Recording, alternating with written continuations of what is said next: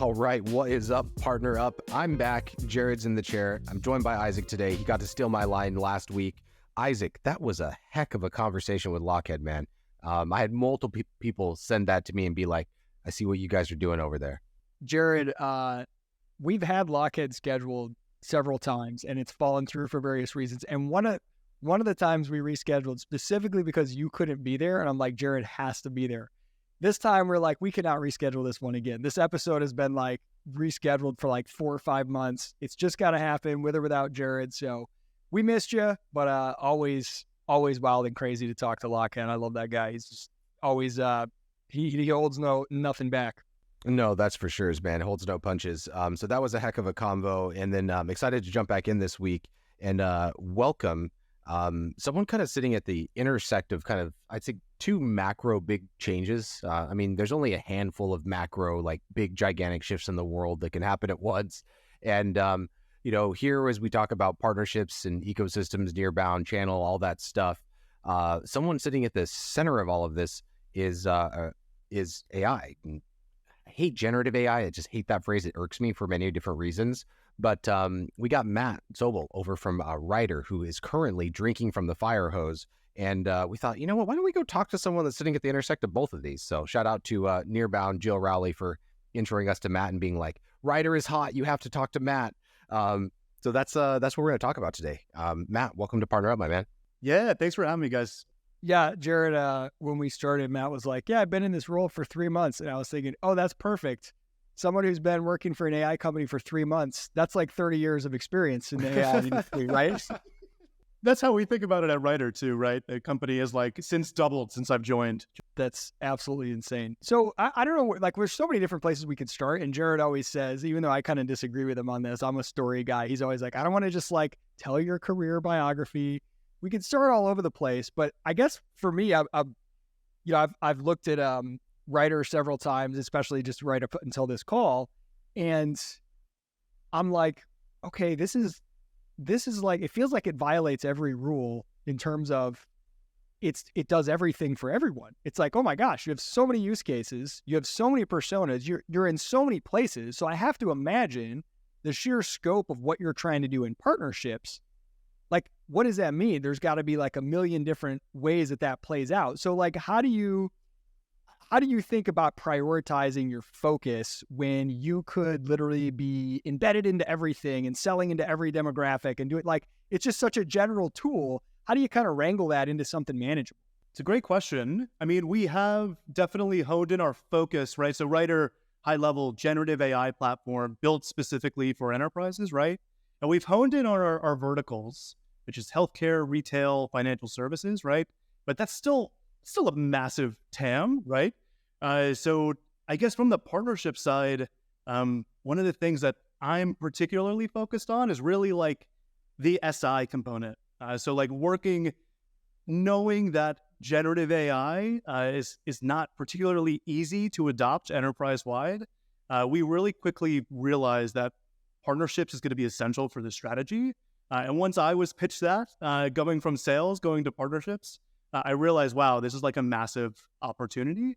So I'm in particular focused on the GSI element of where Ryder sits in. And I'd love to talk to you guys about what we're up to here. Amazing. So when you GSI, so there's I was looking at your partner page and I saw some smaller ones like a Proficient. Right. So Proficient was a big partner that we did a little bit with. And I actually recruited a handful of people from Proficient. Shout out to the OG partner podcast listeners. Justin Bartels was my co-host for a little bit, who came from Elixir, who got acquired by Proficient. Also had Ryan Bobby that we stole from over there. So familiar with them, for example. And there's a few thousand employees in Proficient, right? That's not just your mom and pop's marketing agency. Yeah. What have you learned kind of coming into this space and talking to, logos like that at SIs around? Because what's the phrase that every SI says? For those of you who haven't worked with SIs, the phrase that SIs say is digital transformation. Oh, yeah. And I could not think of a word that would upset, a phrase that would upset Isaac more than digital transformation. What does that mean? And you would be surprised how many billions of dollars have been made off that phrase. What are you coming up against whenever you have a conversation with a Proficient, an SI, et cetera? How are those going for you, Matt?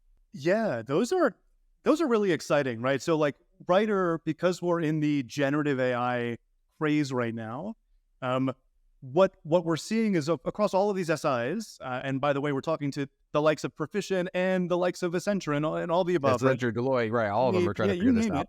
They're hearing something from their clients across the board. I think every single conversation, their clients are asking them, what are we supposed to be doing with generative AI? Because right now it's a board level initiative, right? So I think we're sitting in a really unique crossroads at Writer where the SIs, in fact, are in some cases reaching out to us, asking, do you have a tool that can be implemented across my clients that solves this specific need? And what we end up coming across is there's one use case that they're thinking about for Writer, maybe because they've heard about us through like a marketing channel or something, but we end up realizing, wow, there's like massive partnership potential here because Writer solves a lot of those use cases, like you mentioned, Isaac, across the board. What I'm trying to figure out whenever I'm thinking about kind of the, agencies are a permutation of a business model in the service space. SIs just basically have a wider remit. Is what comes to mind is, does this not take potentially time off the table? Right? SIs and agencies and service firms, they translate time into dollars. And this generative kind of space, and then specifically with writers, to kind of taking more of a platform-like approach in terms of like how I would think about the platform opportunity for Writer. How are they seeing this as a digital transformation project, as a more billable hours, not less billable hours? Is it more consulting and process design? Like unpack that, because every single technology that displaces time with better process, so many companies fail to translate that into service hours for these types of partners. Definitely. And I think this is the place that we're all at now, is everyone's trying to figure out, how do we wrap services around a platform like a Writer?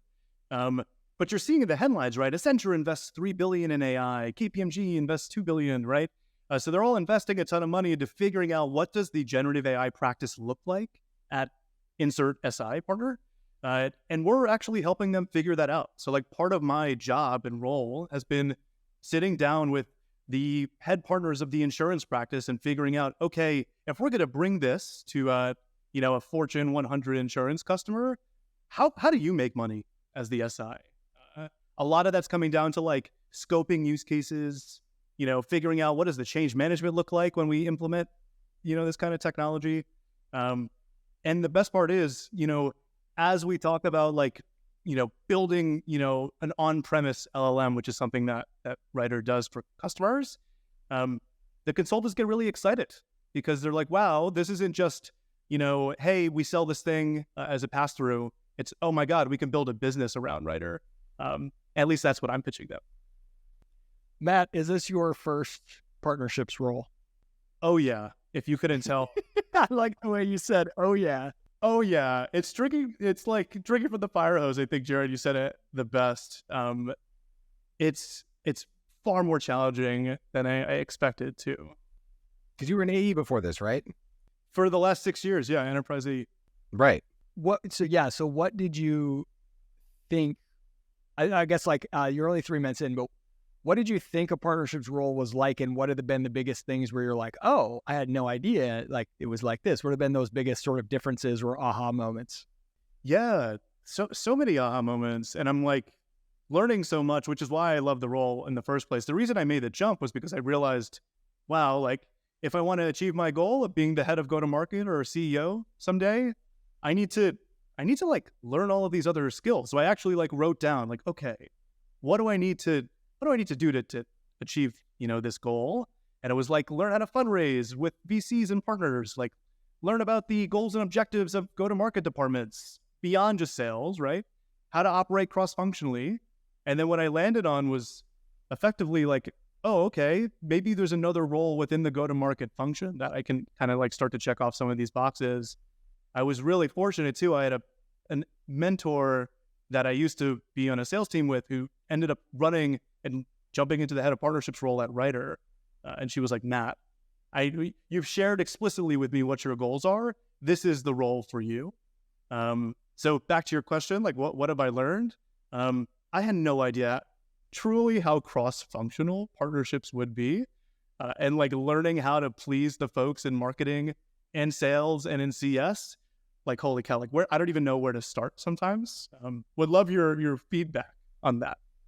Well, yeah, I'll let Jared give you some good thoughts on where to start there. But it's just funny observation as I hear you talking. It's so interesting. I just sort of had this realization myself for years when young people I would talk with were interested in, hey, I might want to be an entrepreneur someday. I might want to start a company someday, be a CEO. I would always tell them, go learn to sell. Go into sales. You got to learn to sell, because if you don't know how to sell, or if you're scared to sell, you're not going to be able to raise money. You're not going to be able to go get your customers, whatever. And thinking about it, I might actually change that advice right now. I might say, go learn partnerships. Now, you have to be able to sell at some point, but that's part of it, right? Like, you got to convince somebody to partner with you. You got to like the spread of things that you're doing. And especially as we think about the way the market has changed, as Jared mentioned at the outset, you're at this incredible intersection. AI is this massive transformation of technology, which affects everything. And then go to market is being transformed because the way buyers buy is changing. They don't like the way that our SaaS models are trying to cram them through funnels. And this is why we talk about nearbound all the time, like surrounding them with influence, partnering with people that they already trust. And so the nexus of these two things is like a partnerships role at an AI company. I can't think of a better setup to prepare you for what do you need to know for companies in the future, not the past. In the future, you got to be thinking about collaboration. You got to be thinking about the entire ecosystem. You got to be like just such a cool time for you to take this role and to recognize I got to expand my skill set. So I'm going to put myself in some place where I'm uncomfortable, you know? Yeah. And I mean, in addition to all of the learnings, right? Like I personally believe there's a massive earnings opportunity here in the partnership space. Knowing how hard it is to adopt enterprise generative AI, like partnerships are going to be essential for any AI company's strategy. And I think that vision is something that really excites me. Jared, you got to give like 3 months in, partnerships role, super hot, fast growing company. I know you've got some strong opinions because you do about everything. You're ready. What are some thoughts you've got? Well, I think that there's a really good thread to pull here because for the folks of you that are looking at like, hey, how do I get that next, kind of best partner hire, or how do I put my first partner person into place? I actually think, Matt, your persona and then your interests are a perfect fit for everything that you just identified. Like right now, SaaS is kind of like the laundry detergent aisle at Publix. I'm in Florida. Isaac, you just moved here, so welcome to Publix land. It's like laundry detergent. Why choose Gain versus Tide versus Downy versus any of these other, kind of brands? Everything's just so noisy. Meaning, whatever space that you go into, for example, like, okay, I'm going to go into sales. Why? I'm going to go into partnerships. Why? And if your answer to that why question, I think, is what's going to make you much more genuine and effective at, let's say, partnering with the marketing department. Why? Because you want to learn. People want to work with people who are curious. We just had someone on the team, Isaac, today that reached out to me and was like, hey, saw you've been doing these nearbound plays. I wanted to pull up my account list just like you had in the blueprint. So we pulled up 360. So this is like a PSM. And just curious, like, hey, how are you doing this partner thing? I work on another team. How are you doing the partner team? That person's going to go twice as far as the next one. Why? Because they're curious. So you being curious about each department versus having that lack of curiosity. For instance, I think what that enables you to do is be more helpful, Matt. So with each department, because you're curious, you can actually go like, hey, how are you doing this, this, and this? Oh, wait, okay, that's interesting. Maybe I can help here. Versus going and, asking for stuff. You don't figure out stuff. You don't learn. Isaac, this is really your zone of genius and all the stuff you wrote about with Praxis and Crash and stuff like that. I think this is what, where the secrets are. The secrets are whenever you're like, hey, I want to be an entrepreneur. I want to be a GTM leader. Go be curious and go be helpful, man. Like, just align to the thing that pulled you to the role in the first place, and you'll kick 9 out of 10 people's butts that have a freaking handbook.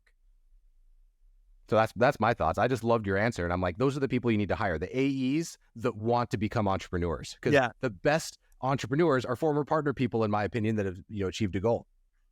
Jared, that curiosity, man, that's such a great point. back in the day, I used to do fundraising, and I would go meet with all these really wealthy people and ask them to be contributors or increase their contribution to this nonprofit I work for. And I would always want to know about their businesses first, because almost all of them were entrepreneurs who made a lot of money. And I would always start asking them questions. I wouldn't talk about our programs. And I was genuinely curious. I just wanted to learn. I would always ask this one question. I don't know how I stumbled upon it through all these conversations, but I found out this was the question to unlock the most interesting stuff. I would always say, what's the biggest constraint to growth with your company? And the answers to that question is actually what led me to found my first company, because every one of them would answer people. I can't find and hire enough good people. There's just not enough good people out there. Whenever all of my growth has been attributed to hiring the right people. All of our limits to growth have been that we can't find enough good people.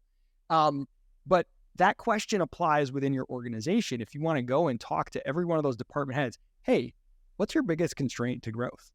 What's your biggest constraint to hitting your number?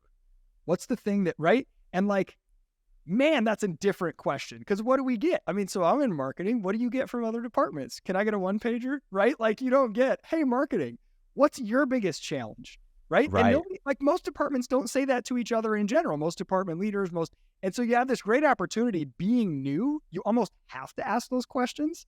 And that's like a superpower. It's like a superpower because you don't know what you're supposed to do and what you're supposed to pretend to know. You have to go ask, and that's going to make you so much better. Yeah, it's kind of like baked into the ethos of writer too. Everyone is expected to challenge each other, right, and understand why are we doing these things. So, for instance, we had a sales offsite last week in New York. Really cool. We're remote first, right? So I got to meet a lot of my colleagues for the first time, and one of the things that really stood out to me was the light bulbs going off as we were presenting why partnerships matter in front of the sales team, and people going, "Wait, you can help us accelerate our deals by getting us into C-suite conversations out the gate?" Wait a second, we're going up against the open AIs of the world, and you're telling me we can have a seat at the table now because we have a partner involved? And I think that messaging, I didn't realize how much internal marketing I was going to have to do stepping into this role. So I guess that was a huge learning for me, and I'm still on that curve. It's funny how much content is being produced right now around the sphere of trust, even though that's our old tagline, Isaac, trust is the new data. I'm seeing content from people that I trust posted with that as the core thesis. And there's something circling around here that I think is very interesting for people to take away on where partner people have the biggest opportunity right now, which is, we only trust people who've been to the places we want to go. Matt, how many times have you been a CMO? Matt, how many times have you been a CRO? How many times have you been a CCO? How many times have you been a CPO? None, right? So inherently, we need to recognize as partner people that have not been in the shoes of these other department heads, low trust, right? We're in a low trust situation when we walk in the door. Okay, well then shoot, how is trust built? Well, trust comes from helping people get where they want to go. So the answer to what makes, in my opinion, the most effective people are these people that are maniacally helpful, right? And you become maniacally helpful whenever you lack tacit knowledge of where that person's trying to go by being curious, right? And I think that is really a superpower right now. What constraints are happening in marketing, and being the guy that's asking all the questions to go do the stuff. And in a company like Writer or anyone that's disrupting so fast in these big places, especially with the SIs too, right? Matt, tell me how you get an SI to launch a productized service on a new platform and integrate it into their go-to-market model. Here's the answer. There isn't one, right? There is not an answer.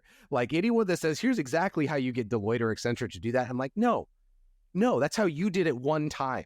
Every single time is different with these monsters. So I think you're prime for that kind of opportunity. So I wanted to play devil's advocate, Jared. I don't disagree with you, but I want to put myself in the shoes. So when you said, be the most helpful, right? Be maniacally helpful. So imagine you're a partner person, you want to be helpful to everybody else. But I've also heard you, Jared, talk about, you got to help increase you got to focus on partner attach, particularly if we're talking about sales, running a near-bound sales play, you got to have more partners involved in your sales process. So is there a tension between okay, I'm a partner person. At the end of the day, I got to be driving more results, and I want to show that we're getting partners involved in more deals and more marketing efforts and more whatever. if you take that approach, it's like hard to not go and try to convince those other departments, get partners involved more, work with partners. Like, how do you say, I want to be helpful to you while also recognizing that what you maybe need is something that you don't necessarily think you need or want? Like, right? You see what I'm saying? Like, how do you kind of balance those two things? So Matt, I'll pull you in by asking you a question and to answer Isaac's. Are you explicitly working across SIs, or are you also touching tech partners right now? Yeah, we're doing tech partners, platforms. So like strategic partnerships with like the NVIDIAs and Googles of the world, platforms with Zoom info, metadata. Right. And here's where I might provide a framework that's actually from the writing world and from the marketing world to the partner world. So for example, stock and flow. Isaac, that's a framework and mental model we've used for thinking about our own content strategy, right? Flow is the ephemeral kind of like day-to-day social posts. Stock are these big pillar pieces that make, dense over time. So let's apply that same framework to partnering, Matt. Like the SIs that you're talking about, Accenture versus, Proficient, or let's say even a division of WPP. That's another, big agency SI type of organization where maybe you're breaking into a 250 person, right? Agency, or you're, working the big dog. How are you thinking about that from, let's say, a sales perspective, like getting the singles in place, so the flow with, a smaller partner that's like, hey, we got that win on the board. Because what happens over time is like they're going to get Accenture, fatigue. Like, yeah, we've been hearing about Accenture for a year now. It's like, and every week, every month, it's like, we're closer. But it's like, that's that big thing where it's like you land that giant, $500,000, $250,000, $1 million deal. Those are the stock pieces, but that doesn't keep the wheels running. How are you kind of utilizing that to, in your first 3 months with sales or marketing, whatever department you feel like you're closer to? Yeah, it's definitely, we're like hand in hand with sales at this point. And I think like you mentioned Proficient. This is one that to me, I wasn't super knowledgeable about them before I jumped into Writer, but I had worked with like the McKinseys and Bains of the world for some time before that. And what I realized was like, if I'm going to do this right, I kind of need to take a crawl, walk, and run approach where I get some wins quickly, and I needed to find the right partner to do that. And Proficient was perfect because they had the focus and the industry experience, and they love digital transformation just like you, Isaac. But they weren't talking to everybody that we could potentially be competitive with. They wanted to find one partner where they knew that they could go to market with someone and do it right. And because we had that focus and attention, as opposed to like calling on every senior partner at Accenture and the 750,000 people that are there, Proficient was like the perfect size to get those singles, which is what we did. And then we found that repeatable approach to then bring to larger partners, which has been working really, really well. So that's kind of my way of answering, because I kind of read between the lines there when I was looking at some of those logos. It's like you have to, right, you have to secure the bag and have proof. And that's that kind of like stock and flow concept where the thing is, I think the most tactical advice I'd give after that is that keep in mind that that story, that win might resonate with the head of sales or a CRO, a VP of sales, that AE, you, and maybe the people at Proficient that were directly on the account. But that story has to be replicated from each AE to each AE, right? Or each division or each whatever. And recognizing that like, okay, that curiosity that got me that first win, like that's the same thing that's going to give me the second win, right? Each context, each business division, it's like, hey, we have proof that partners are working. It's like, no, you had that proof over there. Where's mine? Like in the sales team, like, where was my proof? I didn't, yeah, that guy closed it. Okay, cool. I'm talking to you now. I'll at least take you seriously, but I don't trust it yet. How are you seeing the difference between, because I've always find this so fascinating, like the pockets of like the people who might be slightly pilled and are coming your direction. Like you have some haters and you have some people that are like, yeah, I'm willing to lean in, right? Yeah. I mean, like the overwhelming support now that we get from the believers, specifically on the sales and the marketing side now, because we've thrown some really successful events that meet their KPIs. I think on the sales side, they just want all of the partner sourced leads now. Like it's not even close. There are like some sellers on our team that see the value. And I think after this offsite I mentioned earlier, everyone is like, oh man, I need to get involved with this. But to your point, there's people that are willing to take calls with partners, even if there isn't a particular customer in their territory, just to have the conversation and build those relationships, which has been awesome. Matt, so interesting as you answered that kind of like, how did you get those wins? Like you just, I don't know. I'm curious to ask you if this was just instinctive or if you have experienced something like this before, or if you came across some, read something about, hey, this is a good way to do it. But that crawl, walk, run approach, which I'm hearing more and more people kind of talk about that. I remember, Jared, when we started Partner Hacker, you were like, we got to have a crawl, walk, run here. And I'd actually not heard that exact phrase. Maybe I had, but it was not big. But that concept of like, this is how you bridge the worlds of what you have to do out there in the market and what you have to do internally is exactly with that. It's like, start by getting a win that the internal team can say, okay, you're doing something valuable. That gives you a little more leeway to go back and put your folks in the market for a little bit longer term, come back with a slightly bigger win, and you kind of get to like take those chunks. I'm just really curious how did you come to that? How did you come to that recognition? Like, I got to stack up some quick wins. Yeah, it's a good thought. I truthfully don't know where it all came from. It's just been the approach that I've taken with partners. For instance, I was doing some channel sales in a few companies back. I've been a serial startup guy for a while now. And what we realized was in order for them to truly want to sell the platform, they had to use it first.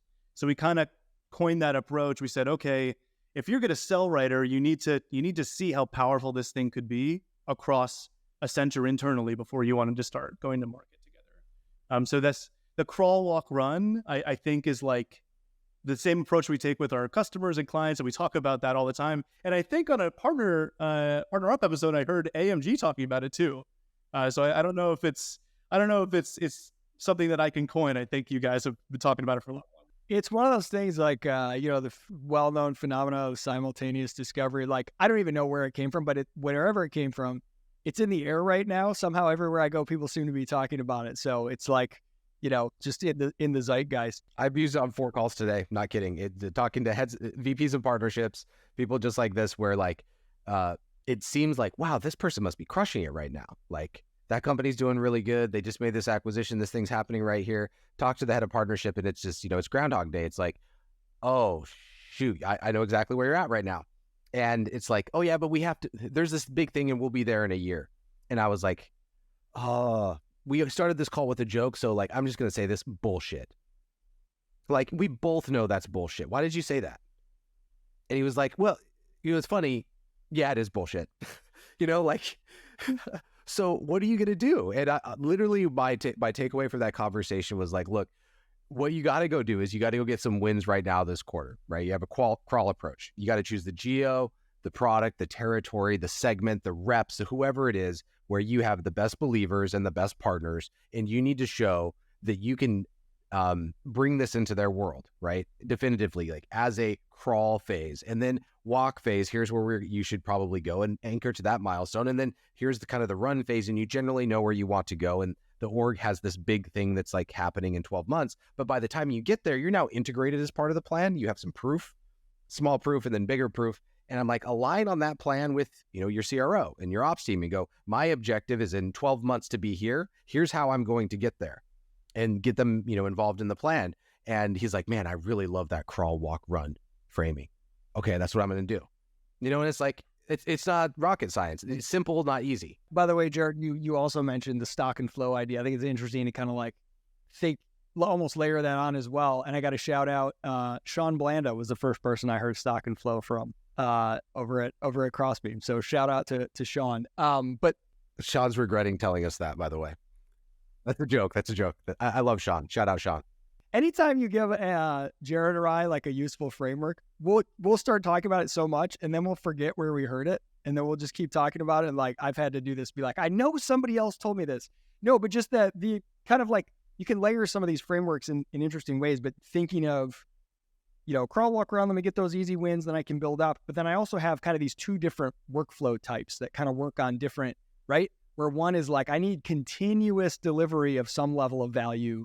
And then I've also got these bigger chunks. Go ahead, Jared. Oh, I didn't mean to interrupt you directly. But here's the thing. So Matt, I'll ask you a question. this was my big insight around crawl, walk, run. It's just a project management, method, right? So like taking a big objective and breaking it into like, more tactical, more strategic. How are you thinking about managing projects right now? Like you're probably not at all. You're just like, hey, it's drinking from the fires. Everything's chaos, right? It's so funny you say that. That is the most challenging part of my job right now. It's the prioritization of the long-term objectives and making our way towards that while managing like the partner sourced pipeline and like figuring out how I like prove the value of partners while at the same time like making these things like massive.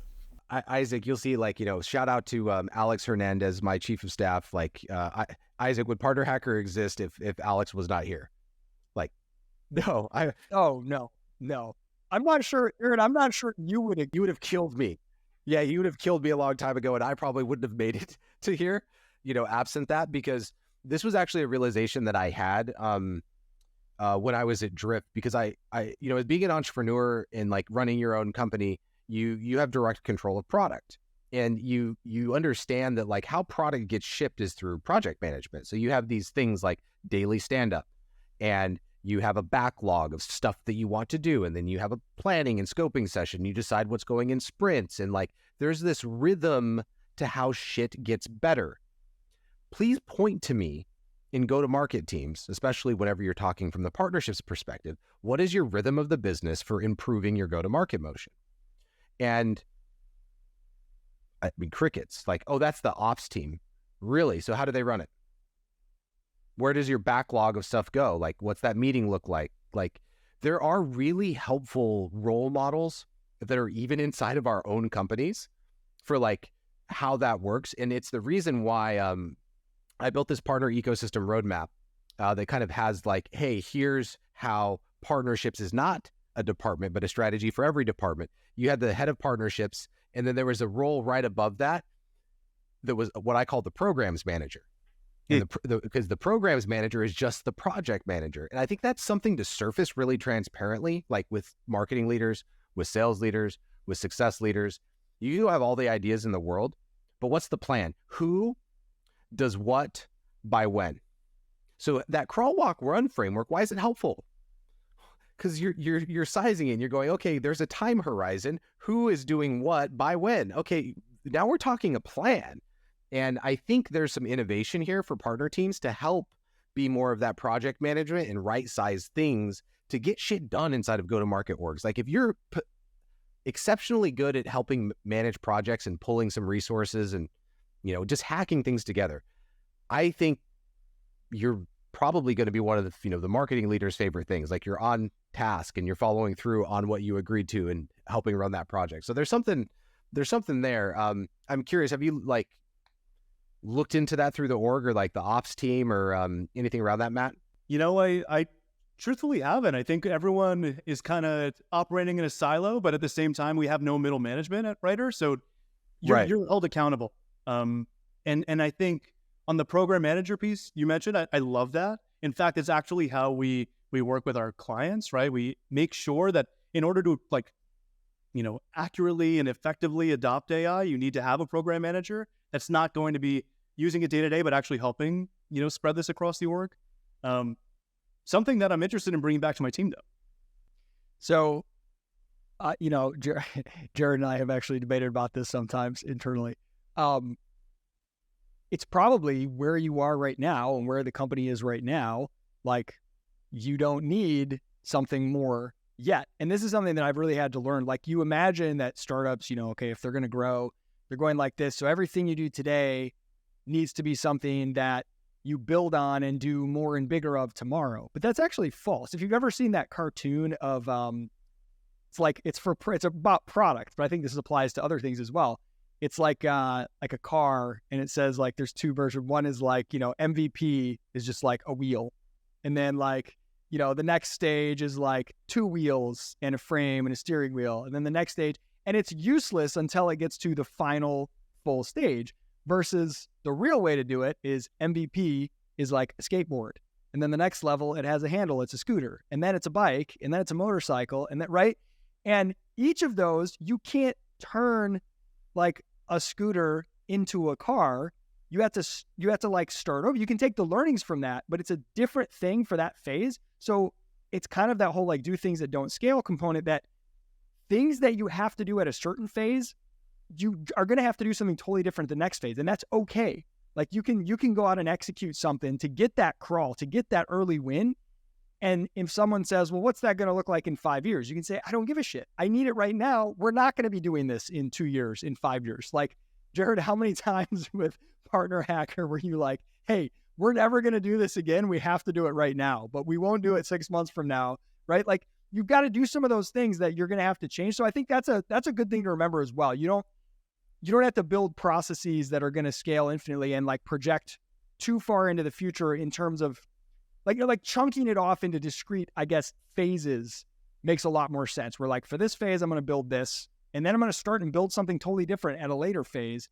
What I'm building now doesn't have to serve me then, you know? Totally. Matt, I'll ask you a question.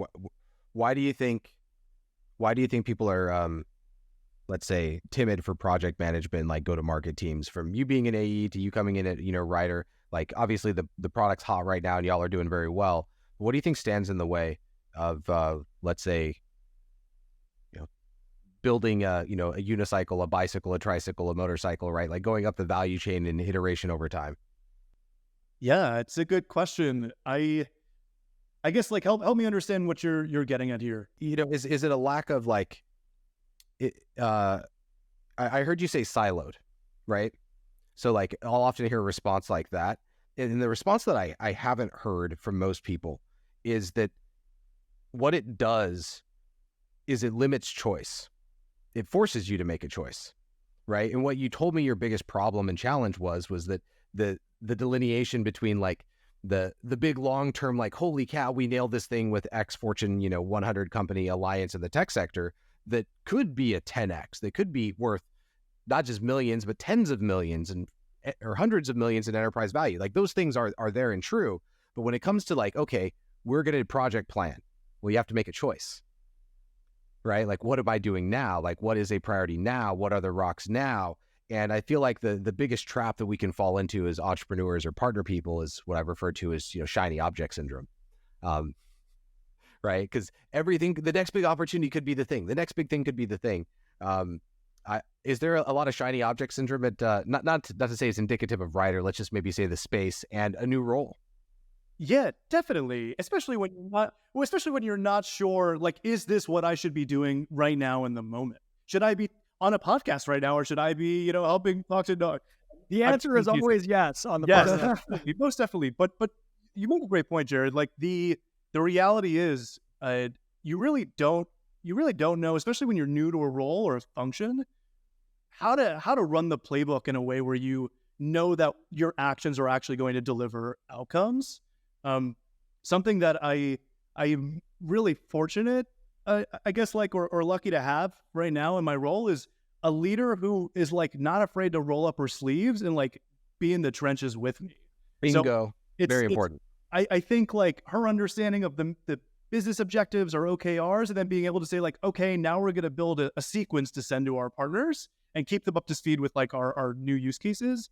Like that is, for me, what helps me understand my prioritization matrix. And I just hope we can scale that as we, are hiring for like 5 new members of our team today.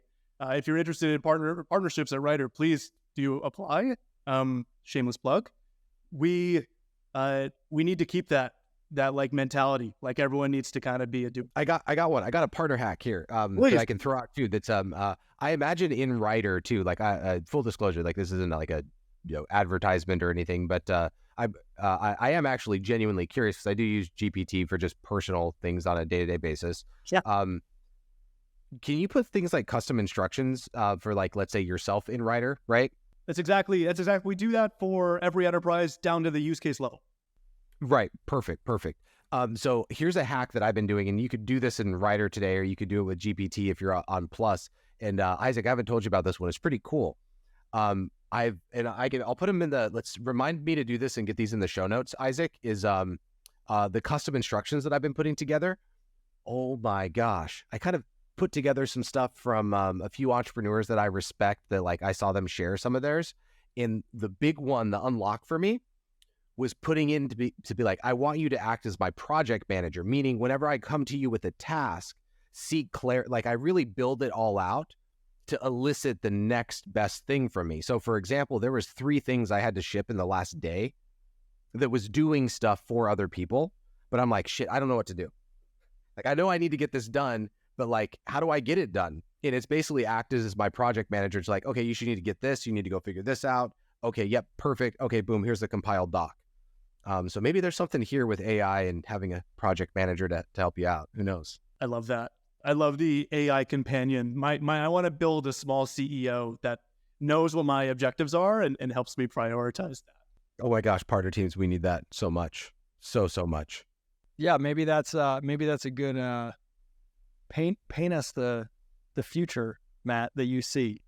Like when you start thinking about, when you start getting a little wild, speculating a little bit about the stuff you're seeing that you're doing with the writer and where the market's going, what do you see being the biggest differences? I mean, we talked a little bit about, hey, AI is transforming things and hey, go-to-market's changing, but like, I don't know. I'm curious if you just have any thoughts or any chat over a beer. Here's where I see business going.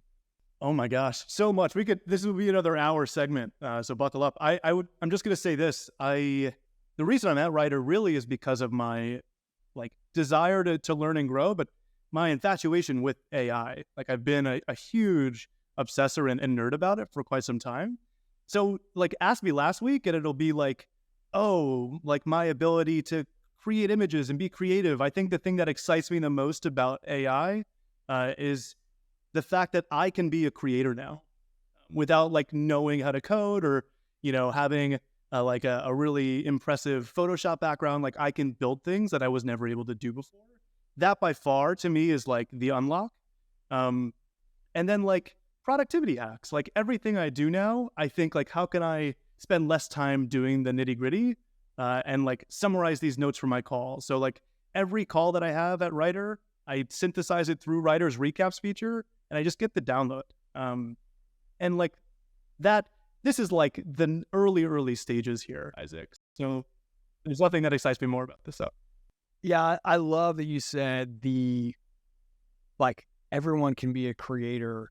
And I think it's easy to hear that so often that we kind of forget just how radical that is and how intense and amazing that is.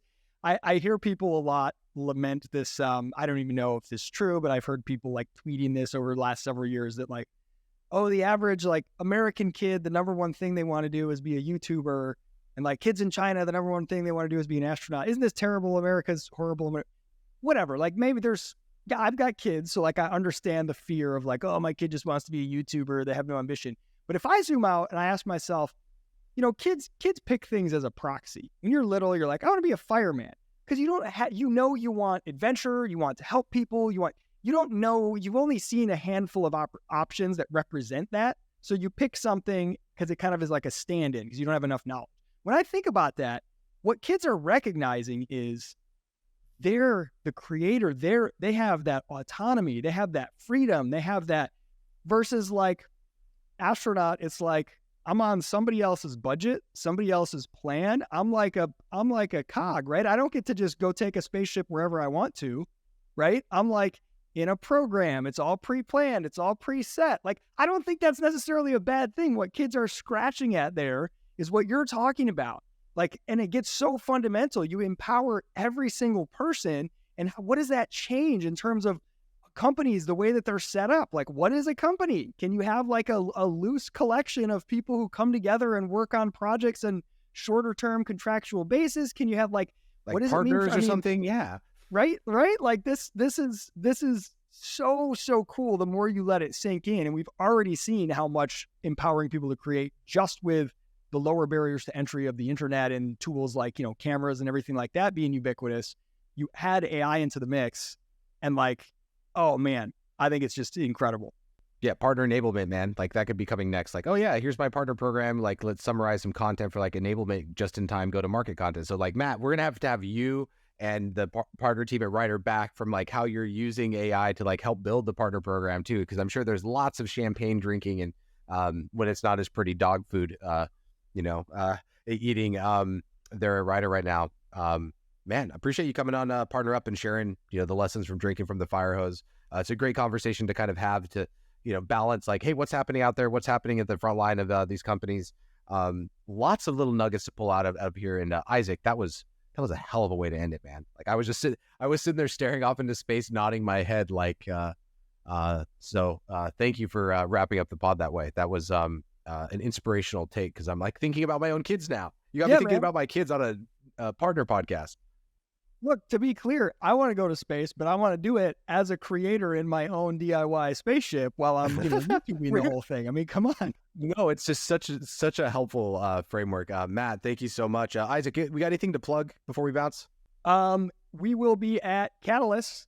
So this will be dropping, I think, about a week before Catalyst starts. So, and we're going to have a live podcast studio there.